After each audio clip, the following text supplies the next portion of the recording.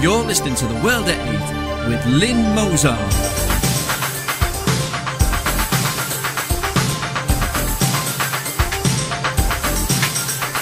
The World at 8, the number one in nationalist news. Highlights of the news today, Monday 19th of May 2014. Child rape victim slams cabbie who preyed on her and urges court to lock him up and throw away the key. Life sentence for Latvian paranoid rapist means 4 years. Swiss voters on $25 minimum wage, no. Greek far left in election lead. Christians under attack in Europe. Kremlin announces Ukraine pullback but NATO doesn't see it.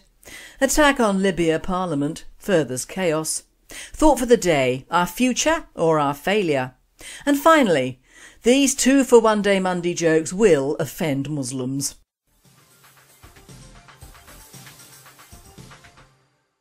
UK news. Child rape victim slams cabbie who preyed on her and urges court to lock him up and throw away the key. A teenage girl raped by a trusted father figure has pleaded lock him up and throw away the key. Evil taxi driver Mohammed Ashraf, 53, admitted luring the girl to a flat when she was just 14 and raping her. He is now waiting sentence, but the victim says her ordeal is still going on and is made worse by a cruel whispering campaign in her community. She believes Ashraf, from Edinburgh, who also harassed her older sister, was banking on her keeping quiet because she was afraid of bringing dishonour to her family. The girl, now 15, who cannot be named for legal reasons, refused to be intimidated. But she says fear of dishonour is keeping similar sex attacks hidden in Scotland's Asian communities. In a poignant letter she wrote, "I hope they put him in jail and throw away the key." World at 8.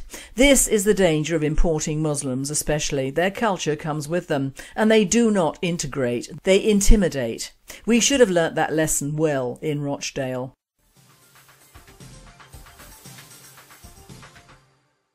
Life sentence for Latvian paranoid rapist means 4 years. A paranoid schizophrenic who tried to rape a woman after she left a nightclub in Hull has been jailed for life by a judge who said it was unacceptable. His sentencing was adjourned 10 times. Judge Mark Burry told Hull Crown Court the delays in the case of Latvian Roland's Breeze have added to the distress of his 23-year-old victim, who was left terrified when she was dragged off a street and attacked. Judge Berry said it was more than a year since Breeze admitted attempting to rape the woman after she left the Sugar Mill nightclub in Hull in the early hours of March the 9th last year. He said, "This is the 11th occasion that the case has been listed. The number of adjournments has added to the victim's distress and the objectives of an early guilty plea have not been achieved. There is a clear public interest in ensuring sufficient resources are available in good time in order to maintain public confidence in the treatment of mentally disordered defendants so that they and the victims of the crimes they commit are not further damaged by the court process." The judge jailed Breeze for life and ordered him to serve a minimum of 4 years. He also ordered he is treated in hospital until he is ready to be transferred to prison, the judiciary confirmed. World at 8. Chemical castration and deportation should be the order of the day. Why should we pay for these foreign criminals to be fed and watered? Send them back whence they came. They rely on the UK judicial system for an easy sentence and being looked after for a few years. Then they will somehow get a family life together to stay on into perpetuity. Who's the fool?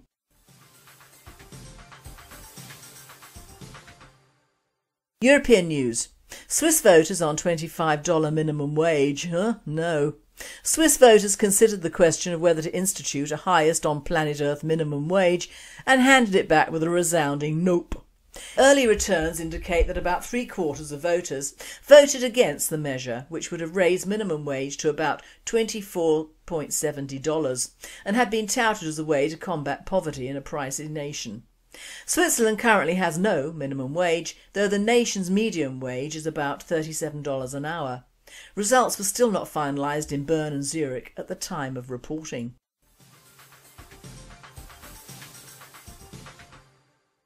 Greek far left in election lead. The radical left Syriza party is ahead in the first round of voting in Greek local elections on Sunday 18th of May, while exit polls suggest a boost for Golden Dawn in some areas. Syriza is set to take Athens and the surrounding Attica region away from the ruling coalition of the Conservative New Democracy and its socialist partner PASOK. Prime Minister Antonis Samaras' Conservative-led coalition came to power 2 years ago to steer Greece out of its debt-ridden crisis. But austerity measures imposed by the troika of international creditors on Greece and then implemented by Samaras led to rocketing unemployment and a 40% drop in purchasing power since the start of the crisis 4 years ago.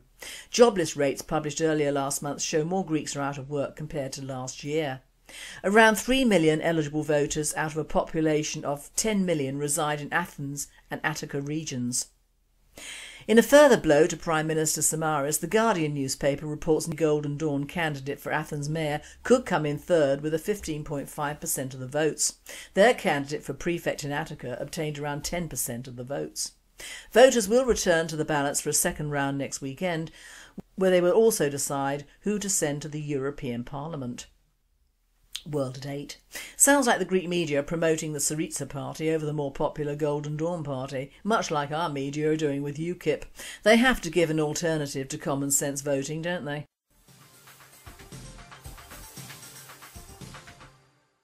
Christians under attack in Europe.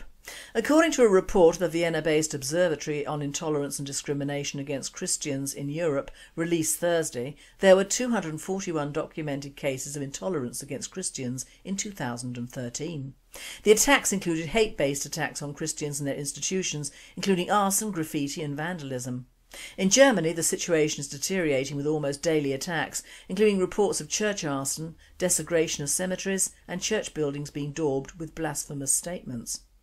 Austria is not immune, with dozens of attacks on property, as well as increasing attacks on Christian icons and ideals through art, the media and even legal discrimination. One of the worst cases occurred in June 2013 when the Salvatorian monastery of Horbranz in Vorarlberg was raided by 2 masked gunmen. A monk was held at gunpoint. The men, allegedly in their 30s, escaped with several thousand euros. Dr Gudrun Kugler, director of the observatory, told The Local, "The increasingly secular society in Europe has less and less space for Christianity. Some governments and players of civil society seek to exclude instead of to accommodate. Countless cases of intolerance against Christians are reported to us. By researching, documenting and publishing these cases, we hope to create an awareness which is the first step towards a remedy." World at 8. It will come to a point where people will have to choose, without help from the media, on which path to follow. Even non-practising Christians will be able to see the writing on the wall, that of an establishment-friendly dominant Islam being allowed to take over under the guise of multiculturalism.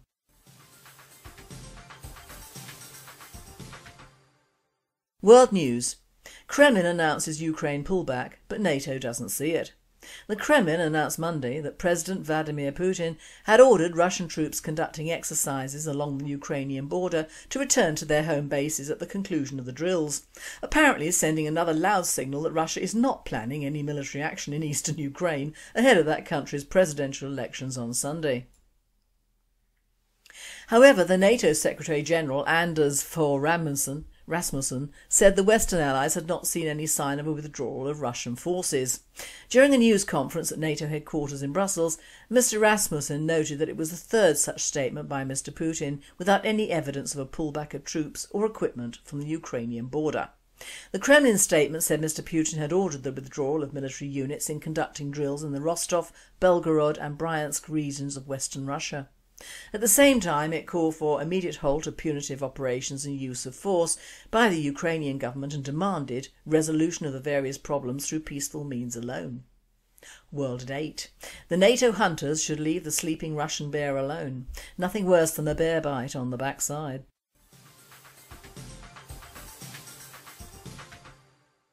Attack on Libya Parliament furthers chaos.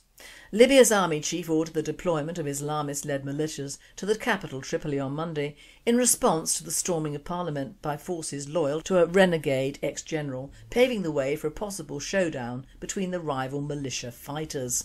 Forces apparently loyal to former army chief of staff Khalifa Haftar said that they suspended parliament Sunday after earlier, leading a military assault against lawmakers, directly challenging the legitimacy of the country's weak central government 3 years after the overthrow of dictator Muammar Gaddafi.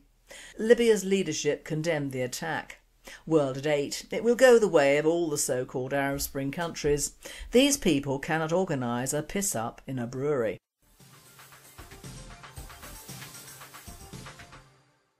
Thought for the day: our future or our failure? I'm referring to our children. The children of British or English people, and if a class system could be applied, I would say I'm talking about the upper lower and upper middle classes of fairly normal parents or parent. I'm not talking about the Cinque Estates or the chinless wonders of the moneyed upper uppers, and neither am I talking specifically about the children of immigrants. As you will hear, I will include them as a byline within this thought. My prime problem comes with how much propaganda has been deliberate and how successful this method of propagandising entire generations has been in this country, and what sort of future does it hold for us and our descendants? Has their future been mapped out already, and are they our future or are they our failure? Of course, the whole business of propagandising generations is not new. It came about just before the last war and was extremely successful in Russia, where entire populations were roused from the not perfect lives of peasants beholding to a landowner or boyar to allowing their entire monarchy to be butchered. They then went on to put up with Stalin, who killed many more millions of their own people, and then decided to become capitalists or interested nationalists. See, it works, just as the Jesuits say. Give me the first 5 years of a child and I will give you the man, and there is nothing truer. Our baby boomer generation especially has been treated to a spectacular form of indoctrination, that of diversity and multiculturalism. And here I take a stand. I am personally taking the word culturalism out of multi, because there is no culture in multiculturalism, but there is race. So multiculturalism becomes multiracial, because that is what it is, an issue of bringing in and trying to integrate different races, not necessarily with any culture that we would want or need. You will only hear the dreaded word multiculturalism as a news item, not in my thoughts. I must stand up and be counted here. I seem to have raised at least one of my children on that particular altar. I came from a conservative background and my mother, bless her, leaned to the Liberals, but at no time did anyone in my known and unknown family vote Labour or Communist. My first two progeny went mainly to private schools and on to colleges, not universities. They went from being fairly political and believers in religion, esoteric thoughts, aliens, pop groups and the supernatural, etc., to now what the media call good PC citizens. And by that I mean no adherence to anything other than work and money. In short, good socialists. And all this is certainly not from me. And yet my youngest son was all state educated and yet retains many of the ideals that his siblings do not. The sad thing is he is the one who would have benefited tremendously from a private or public school education. And due to the fact that I am a nationalist, I have 2 great-grandchildren that I am supposed to have no knowledge of, let alone contact with, from 2 of my eldest child's sons. This is the state of England today. Family simply doesn't count anymore with many.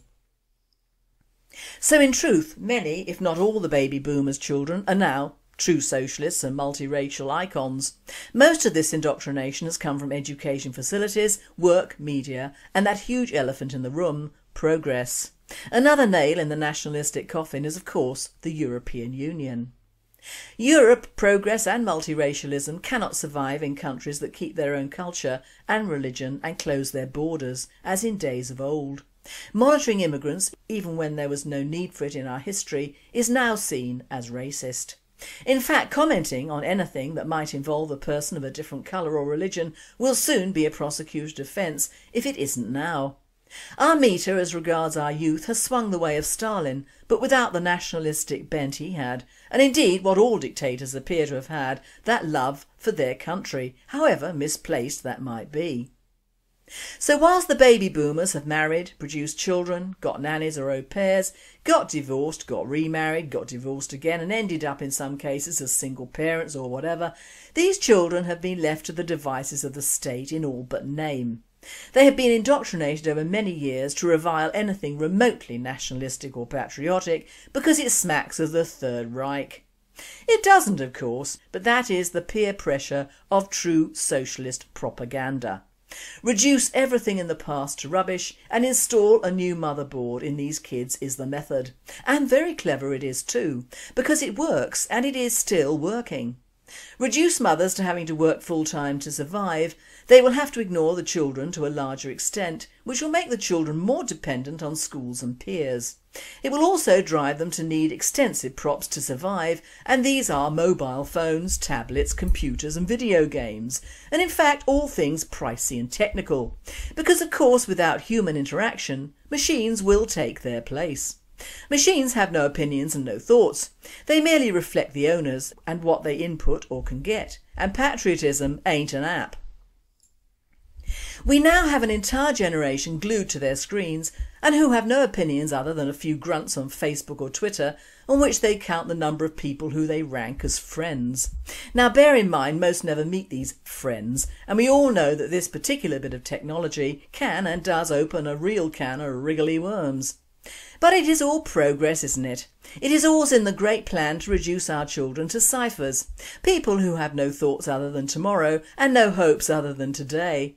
In fact, a depoliticised generation or generations, a socialist dream state come true.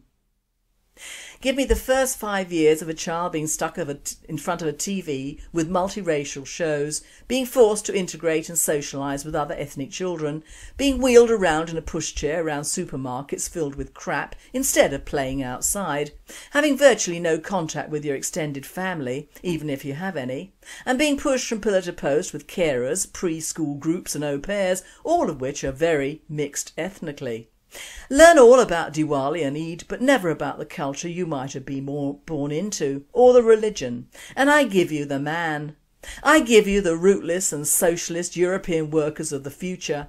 No country, no family, no religion, no culture, no love, no hate, no loyalties, and no hope. And this is where all the propaganda, diversity and multi-ethnicism falls into place. Put with the mammon technical agenda and the soulless re-education camps called universities, and voila, the stage is set.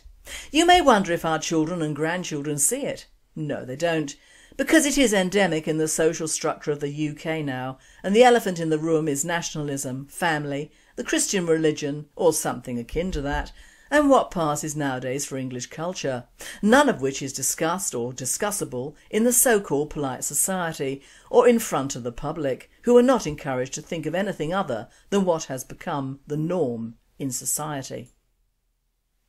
Multiracial socialism is what drives England today, and our children and our grandchildren. Our parents might be the last of a generation that received any caring thoughts from their offspring other than paying out if they can. And the thing to remember is it is not all your fault. No parent is perfect, and unless your kids were abused, starved, abandoned or tortured, you must remember it is the state who have made them what they are, not you. And the state is a strong and nasty parent, because if ever a child strays from the state path, they will be punished. If ever they have thoughts that have not been put in their minds or their childhood education, they will be punished. Loyalties to personal thoughts or wishes, adherence to family or locale, in fact any loyalty not directly to the state and its directives and organisations will be punished. And it is the age of technology that has encouraged this particular form of propaganda to its extreme, and the fact that all our youth, generally without exception, are being trained in using these machines from an early age, and with that comes a reliance upon them. It is the sort of reliance that comes from living life up to and just after the last World War, the reliance on self-investigation, self-help, self-promotion and help from family and friends through good and bad times, all of which are no longer considered living by present and future generations.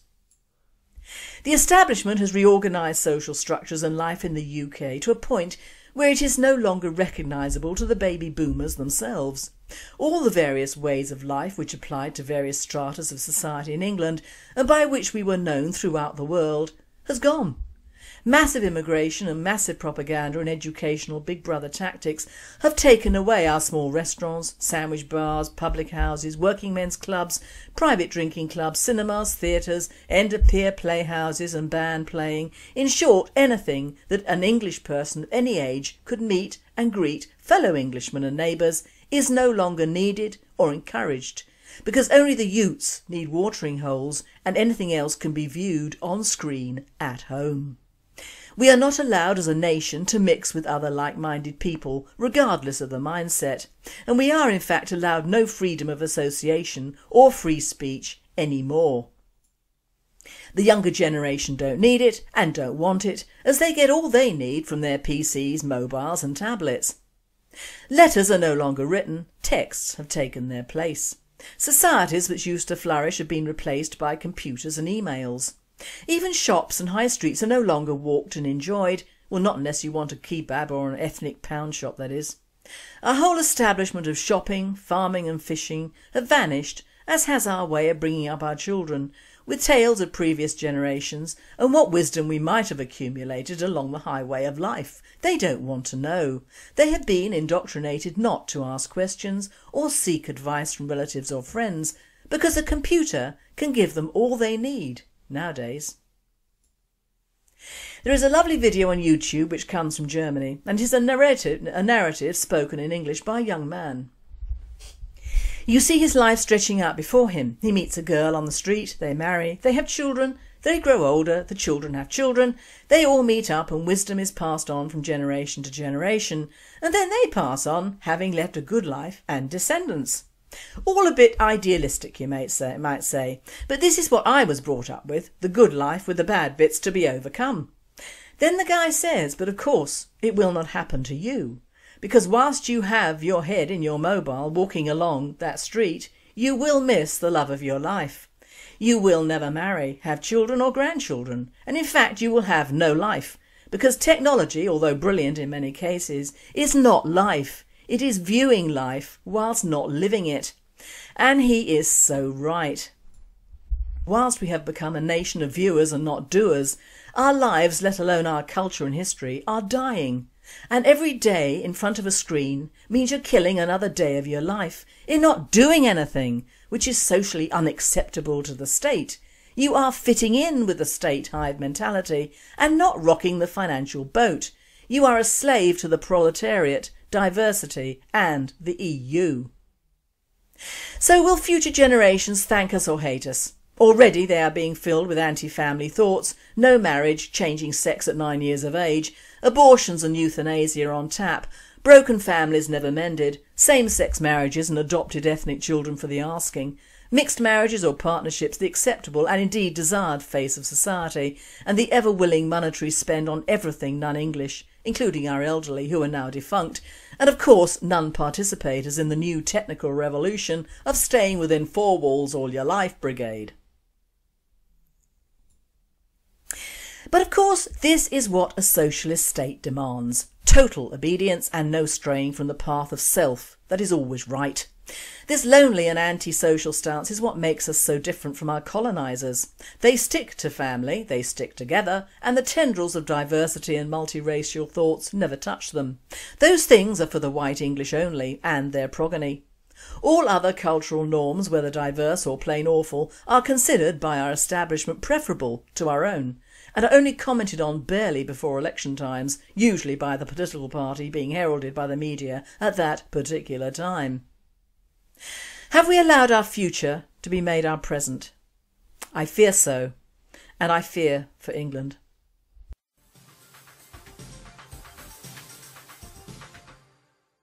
And finally, two anti-Muslim jokes to offend.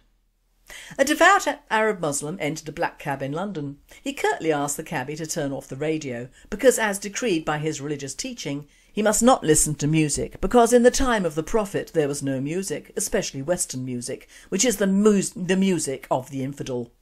The cab driver politely switched off the radio, stopped the cab and opened the door. The Arab Muslim asked him, "What are you doing?" The cabbie answered, "In the time of the Prophet there were no taxis, so piss off and wait for a camel." And another anti-Muslim joke. Dear Mr Cameron, After 4 years of the smoking ban, 10,000 pubs have disappeared. Just imagine what could disappear if you banned halal meat. Give it some thought, please. You've been listening to The World at 8. We'll be back Wednesday the 21st, the day before the EU elections, and with a BNP party political broadcast and thought that is not banned. I am Lynn Mozart and I wish you all a very good night.